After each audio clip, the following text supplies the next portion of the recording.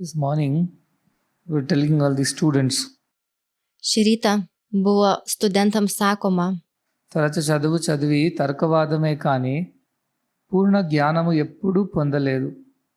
చదువులన్నీ చదివి చావంగనేటికి చావులేని చదువు చదవవలయు. Having read all kinds of things, all you have got into is debates and arguments. jūs tiek daug visko prisiskaitę, įsitraukėte į debatus ir ginčius. But true knowledge, purna jnana, nobody has acquired. Bet tikrojo žinojimo, purnagnenija, niekas nepatyrė. They're only debating and arguing who is superior, who is inferior, but nobody has actually learnt the complete knowledge, purna jnanam. Vyksta tik ginčiai, kas aukštesnis, kas galingesnis, bet niekas neišmoko purnagnenė. చదువులన్నీ చదివి after reading all kinds of education, చావంగనేటికి finally you are going to die tomorrow. Po galiausiai visų šių mokslų, galiausiai numirsime rytoj. So what should we do? చావులేని చదువు. Tad ką mums daryti? That education which gives you immortality, raises you beyond this birth and death. చదువు వలయి. That is the education, that is the learning that you must have. Yathashrutam. That kind of education is a must. Tas mokslas, kuris suteikia jums nemirtingumą, užaugina, pakylėja jūs aukščiau mirčių ir gimimų, tokį mokymą jūs turite įgyti. Toks mokslas yra privalomas. We are so interested in doing all kinds of things in the world. I was telling the students when small exam is there, semester exams, half-yearly exams, annual exams, public exams, we lose our sleep, we sacrifice our rest, we skip our breakfast, we do everything just to get that 5 extra marks. Mes visi labai esame užsiėmę pasaulietiniais įvairiais dalykais. Savo studentams sakiau, štai, kai jūs turite kokį nors egzaminą, nedidelį egzaminą, semestro egzaminą, jūs atsisakote savo pusryčių, jūs atsisakote savo miego tam, kad įgautumėte papildomų keletą taškų. But this education, which actually takes you across, you never have to come back and study these material educations again. That education, how many people are losing sleep over, how many people are sacrificing their breakfast, lunches, how many people are sacrificing their rest and leisure to learn this education is the question. Bet šis mokslas, kuris jūs pakylėja ir suteiktų jums galimybę daugiau nebestudijuoti, kiek žmonių dėl tokio mokymo atsisako savo pusryčių, gero miego, kiek žmonių paaukoja savo poilsį, tai didelis klausimas. Kiek daug? How many? Because they are not knowing the value of this education. They think the value of the lower education or the Apara Vidya, which I call, is there because this will lead you to an employment to enjoyment. Our Sanjeev Shetty says like that. Education for employment, employment for enjoyment. Nes jie nežino to mokymo vertės. Jie mano, kad žemesnio mokymo vertė yra tam skirta, kadangi jie galės dirbti ir galės pasimėgauti. Mokymasis dėl įsidarbinimo, įsidarbinimas dėl pasimėgavimo, malonumo. They think that is joy. When you get an employment, whatever you earn out of that money, big house, family, wealth, vacations, all this is what is enjoyment. That is why we must have employment. And to get an employment, which helps us get some money.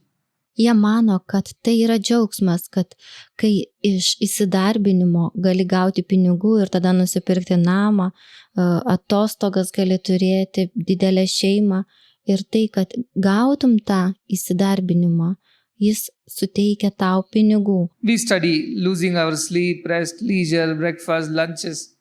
Sacrificing bath is very common. That is examination time especially. We lose everything. We are ready to sacrifice anything for the sake of those silly 5 extra marks. Todėl studijuodami atsisakome savo pusryčių, miego, daug ką paaukojame. Pasiaukojimas ypatingai egzaminų metu.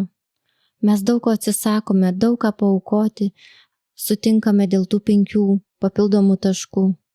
I was telling you, take all these certificates, a whole bunch of it, a file of it, and give it to Yama finally. Yama, you see, I'm qualified engineer, after that I did MTech, after that I PhD and a double PhD, and then I went to Wharton, and then I do this and that. I had invented this. You know what will Yama do? He'll take all those papers and feed his buffalo with it. That's what he will do. Vis sakau, pasimkite visus savo tuos sertifikatus ir duokite mirties Dievui. Ir tada galėsi parodyti, o, aš esu kvalifikuotas inžinierius. Ir žinot ką, Jamo mirties Dievas su tuo padarys, su jūsų visais tais dokumentais pamaitins savo buivolą.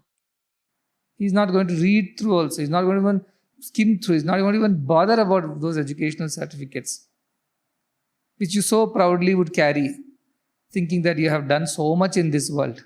He's not going to bother. He'll ask, are you a Brahmavida? Do you know Brahman? What's that? Come. I'll teach you. Come. Go through some Narkayatana.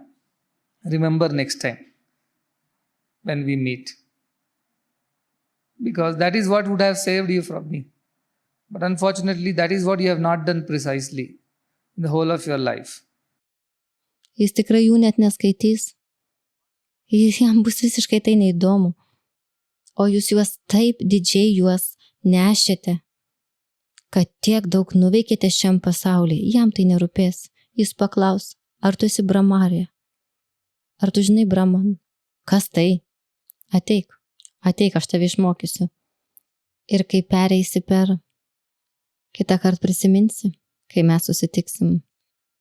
So it's so beautifully, Kathopanishad says, he goes from death to death. Kathopanishad doesn't say he goes from birth to birth. Yama does not say the person who does not learn Brahma Vidya, Atma Vidya, he goes from birth to birth, like he described right now, from one yoni to another yoni for the sake of another body. Nes tai tave būtų apsaugoję nuo manęs, tačiau tavo nelaimiai tu to netlikai per visą savo gyvenimą. Taip gražiai, kad Panišadoje sakoma, jis eina nuo vienos mirties iki kitos.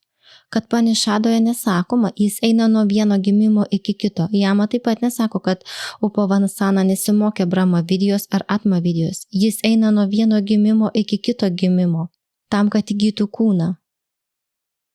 Animal body, bird body, human body, we don't know. In human body also, blind body, deaf body, lame body, we don't know. Poor body, rich body, intelligent body, foolish body, we don't know. We goes. Or he can become nobody, in the sense a tree or a plant or a bush. Or even worse, piece of earth. There are stories when ladies have become rivers and men have become mountains. Plenty of stories are there in our Puranas are there. Galima įgyti gyvulio, paukščio ar augalo kūną. Taip pat kūnas gali būti aklas, luošas, kurčias, mes nežinom. Vargšas, turtingas, protingas, kvailas, mes nežinom. Nes gali tapti viskuo. Tai yra medžių, augalo ar krūmų, ar dar blogiau, žemės dulkė.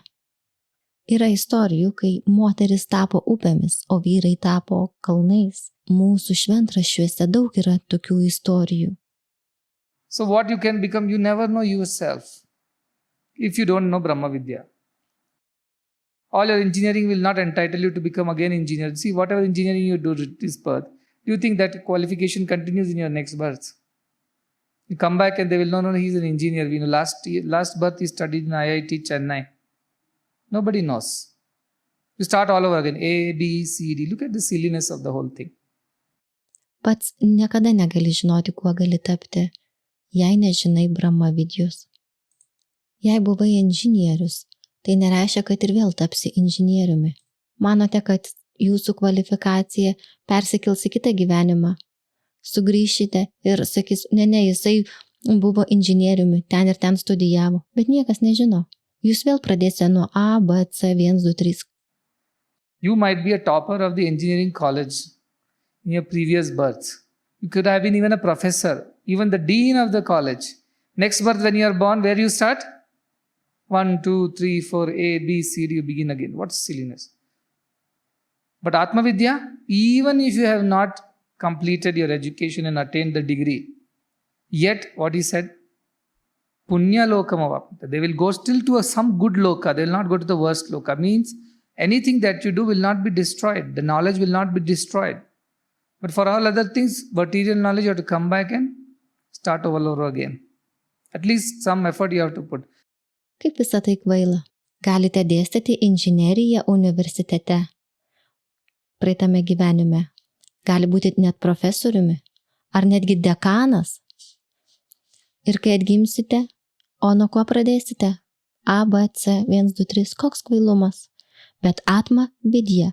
Net jeigu jūs ir nebaigėte universiteto, neįgijote laipsnio, jie keliaus iki punje lokos.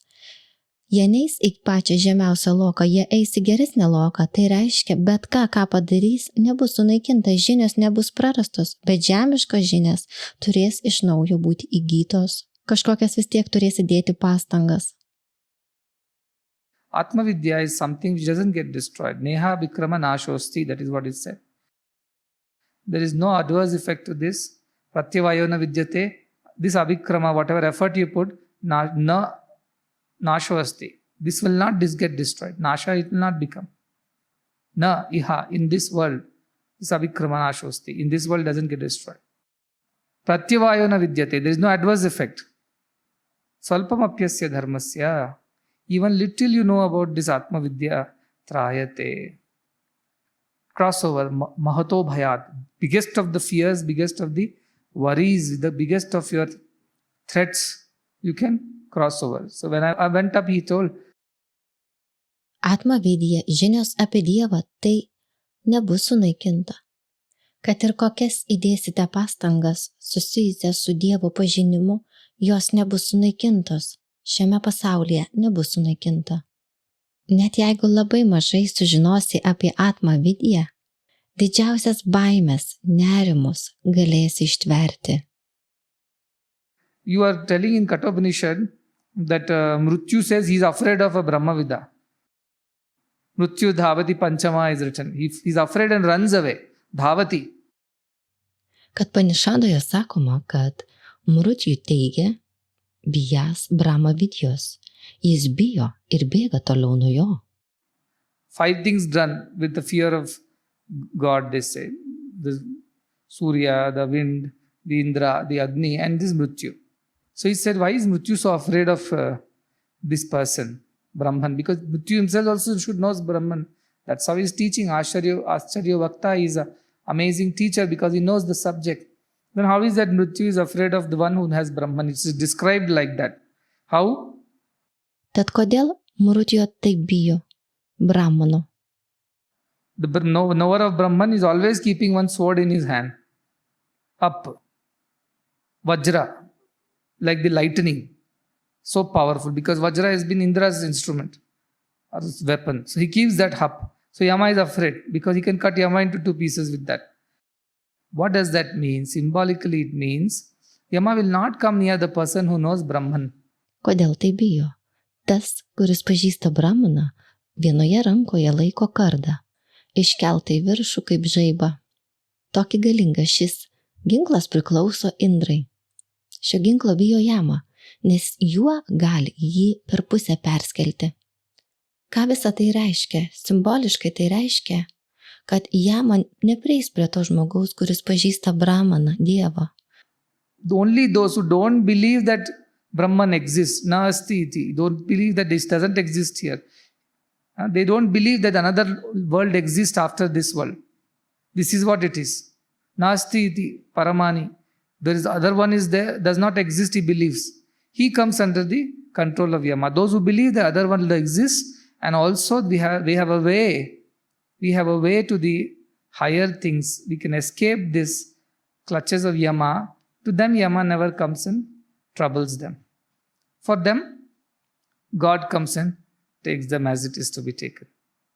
So that is the beauty of Brahma Vidya. Tik prie tų, kurie netiki, kad Brahma egzistuoja, jie netiki, kad yra kitas pasaulis po šio pasaulio. Ir taip yra. Tie, kurie tiki, kad yra kitas pasaulis, pas tuos Yama neteina niekada ir jiems nesukelia problemų. Mums atsiveria kelias į aukštesnį pasaulį. Tuo tikėjimu Yama, mirties dievą, galima kontroliuoti. Pas tuos ateina Dievas ir juos pasiema taip, kaip turėtų pasimti. Tai toks Brahma Vidyos Dievo pažinimo grožis. Unfortunately, we don't put even 1% of the effort that we put to learn everything else in this world for Brahma Vidya. Nelaimiai, mes net 1% neįdedame pastangų mokymuisi apie Brahma Vidya Dievo pažinimą, lyginant su tuo, kiek mokomės pasaulietinių mokslų. All Brahma Vidya, other things are all Brahma Vidya. For that we are very, very particular. When is the admissions opening? When are the admission forms available? What kind of examinations that would be? Which coaching center will teach me what to write? When will be the interview? When are the classes starting? When are the exams? When are the certificates given? And with that, which college can I go and join? Which coaching should I take? What exams should I write? All these thoughts occupy our minds. At the end, it is of nothing. It is no use. It will become one big zero. Kitiems dalykams mes esame labai rūpestingi. Kada prasidės priėmimas? Kokius egzaminus reikės laikyti? Kas mane mokys? Kada bus interviu? Kada prasidės pamokos? Kada prasidės egzaminai? O po to į kokį galėsiu koledžą įstoti? Kokius egzaminus turėčiau pasirinkti? Visa tai užima mūsų protus. Dienos pabaigoje jokios naudos iš to. Vienas didelis nulis. Tau šios žinios bus naudingos tik išorinėme pasaulyje. Only it is available to you to some extent in this world. That to the change of technology and science and things is so fast. Till yesterday, for example, who cared if even if they didn't care about online? Today, whole world is running behind online, contactless business. They don't want to see your face at all. Don't come to our shops, don't come to our hotels, don't come to our offices. You stay where you are and do from there. Contactless. Mokslas ir technologijos taip greitai keičiasi. Pavyzdžiui, vakar, kam rūpėjo, ar tai yra online'as ar nėra online'as. Dabar visam pasauliu rūpi bekontaktis verslas. Jie visai nenori matyti jūsų veido. Neikite į mūsų parduotuvės, neikite į mūsų viešbučius ar ofisus. Jūs likite ten, kur esate ir veikite iš ten, kur esate. Who knew that this is going to happen? When he was studying, what did he know that the whole world will be in a small gadget like this? Where was the technology? But the whole world changed. People wrote and read, and suddenly everything changes. World is continuously changing. Now they are talking about not even having a gadget in your hand. Some other technology they're talking about. Kas galėjo pagalvoti, kad taip nutiks? Kai jis studijavo, ar jis žinojo, kad toks pasaulis taps? Kur buvo tuo metu technologijos? Bet visas pasaulis pasikeitė. Žmonės skaitė, rašė, bet staiga viskas pasikeitė. Pasaulis nuolatos keičiasi. Dabar net jie nekalba apie programėlės jūsų rankose. Kažkokią kitokią technologiją jie kalba. Of communication, of transport. And people are planning to settle down on Mars and Moon, and some crazy man is even trying all these things. Sending satellites and rockets up and down. Why? Because he thinks that it's time to leave Earth. Because it's going worse by the day. Let's find another place to live. Or if not, let's go for a vacation to Moon this time. Summer vacation. The thinking of man is never done with things. Bendravimo, transportavimo. Žmonės galvoja apsistoti Mėnulyje, Marse, ar netgi dar kažkur. Siunčia satelitus, raketas aukštyn ir žemyn. Kam? Nes mano, kad laikas palikti Žemę. Nes vieną dieną pasidarys labai blogai, tad reikės susirasti, kur gyventi. Na, šią vasarą važiuojame į Mėnulį atostogų. Žmogus niekada nesustos. So things are changing. This knowledge will keep changing. Many of you will be obsolete by tomorrow. Who knows? Some of these things that you have learned all these years, 10 years, suddenly it's going to be of no use. But one thing will be of use to you always. Not only in this birth, not only tomorrow, not only day after, but births to come. And that is the knowledge of yourself. That alone can save you finally. Taigi dalykai keičiasi, žinios keičiasi, Rytoj grinų pinigų nebeliks. Kas žino, jūsų žinios įgytos mokantis 10 metų taps bevertėmis. Bet vienas dalykas, kuris bus visuomet naudingas, ne tik šiandien, ne tik tai rytoj, tačiau ir sekančiuose gyvenimuose. Tai žinios apie patį save. Tik tai gali jūs išgelbėti. So everything, all activities of your life should be in only to attain this. It means to attain this, I need a body. So keep the body healthy, keep it well fed, keep it clean, keep it in a proper shape.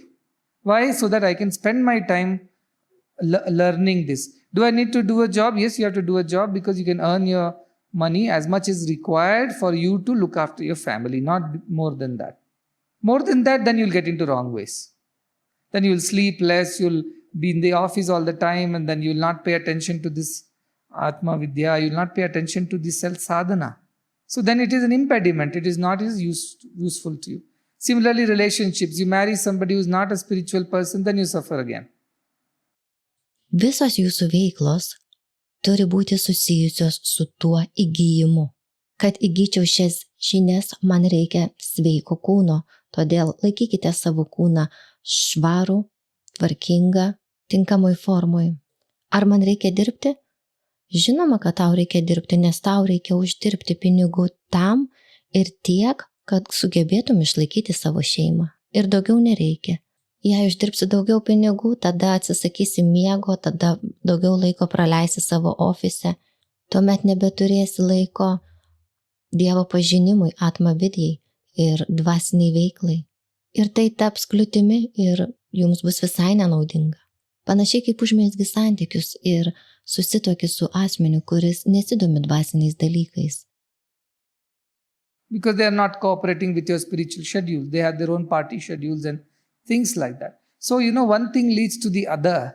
And finally, this Brahma Vidya is what takes the back seat. And everything else is in the front. And the joke is at the end of the whole thing, when you go to Yama, and you have to, if you have not learnt it, you have spent learning everything else. And he's going to ask you, first question he's going to ask you is this. Do you know Brahma Vidya? I don't know. That's it, you failed. So that is the power of it. I've been emphasizing on this, saying that all this while we have been dealing with Swami at a very material level. Education, health, help, financial, emotional. This is all that we have dealt with. I lost my job, get me a job. Why does he help all this with you? It's only he helps because you will, once that problem is solved, he hopes that now you will turn towards Brahma Vidya. Nes jie neatsižvelgs į jūsų dvasinį tvarkaraštį. Jie turi savo tvarkaraščius ir tokie dalykai. Taigi vienas dalykas veda prie kito. Ir galiausiai Brahma Vidya, Dievo pažinimas, užima antrą planą, nes visa kita užima pirmąjį. Ir galiausiai jūs apsilankysite pas Jamą, mirties Dievą. Būsite visko tiek daug išmokę ir pirmas klausimas, ką jis paklaus, bus, ar žinai Brahma Vidya? Nežinau. Ir štai jūs susimausite. Ir tuo metu suprasite, kad su Svami praleidote laiką tik tai materialiame lygmenyje. Ir viskas, kuo mes rūpinomės, tai buvo mokslas, sveikata, pagalba, finansai, emocinis stabilumas. Praradau darbą, duok man darbą. Kodėl jis tuo rūpinasi, padeda? Jis padeda tik todėl, kad jis tikisi, kad kai išspręsi šitą problemą, atsisuksi į Dievą. But what happens? You come up with a new problem, a new desire, a new idea, and then again Brahma Vidya is postponed. Again he fulfills those desires, hoping that you will now change and now you will pay attention to this Vidya, Brahma Vidya. But again you come up with new ideas and new thoughts. It's never ending. It's never ending. Krishna na jirna, vayameva jirna. We become old, we die. Our desires don't die. Desires don't become old. They are nitya nutana. Every new desires keep coming. You get a bike, you want a car, you get a car, you want a bigger car, you get a bigger car. To park, you need a bigger garage, so you need a bigger house. Now that you have a bigger car, you can't go to a small hotel, so you have to go to 5 stars. Now that you go to 5 stars, now you need a 5-star suit, watch, shoes. Now that you have to buy all this, you have to get a bigger job which can pay for all these 5-star habits of yours. To get a bigger job, you have to work harder in the world. You have to get a few more degrees under your belt. Bet kas nutinka? Nauja problema, naujas troškimas, nauja idėja. Ir tada Brahma Vidya, Dievo pažinimas atidedamas. Ir vėl jis tikisi, išpildo tavo tos norus ir kad tu galiausiai pasikeisi, kad galiausiai suteiksi dėmesio Brahma Vidyai, Dievo pažinimui. Bet vėl ateini su naujomis mintimis. Niekada tai nesibaigia. Niekada nesibaigia. Mes pasenstam ir mirštam, tačiau troškimai niekada nemiršta. Troškimai niekada netampa seni. Užsimanai motociklo, po to jo nebeužtenka, reikia mašinos, tada reikia vėliau didesnės mašinos, tam, kad turėtum didesnę mašiną, tau reikia didesnio garažo, tada reikia didesnio namo. Kai turi prabangią mašiną, tu nebegali apsistoti paprastose viešbučiuose, tau reikia 5 žvaigždučių viešbučių, tuomet reikia tau turėti atitinkamą laikrodį, atitinkamą kostiumą. Kad visą tai galėtum turėti ir išlaikyti, tau reikia aukštesnių pareigų.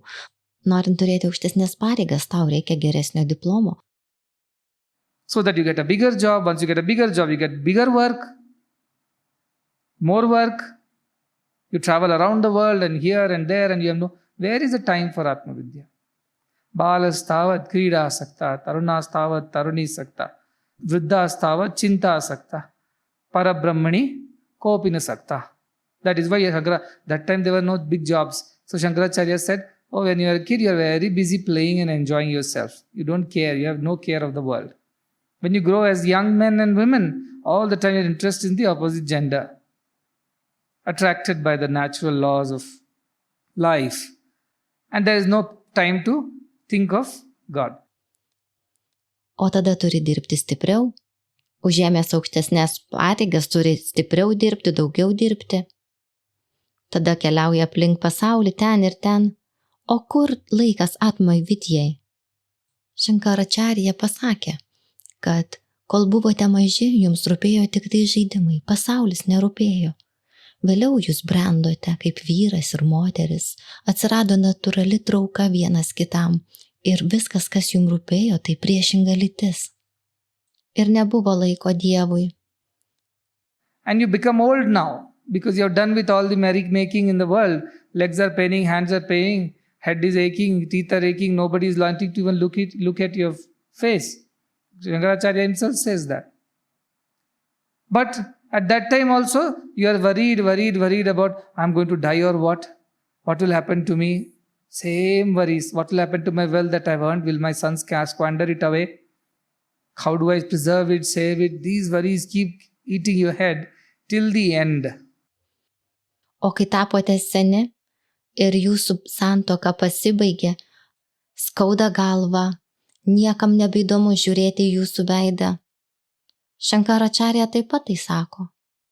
Bet tuo metu vis tiek nerimaujat, aš numirsiu ar kas bus, kas man nutiks, tie patys rūpesčiai, kas nutiks mano turtui, ar jį vaikai išlaikys, kaip man jį išsaugoti, visos tos mintis jūs valgo iki pat galo.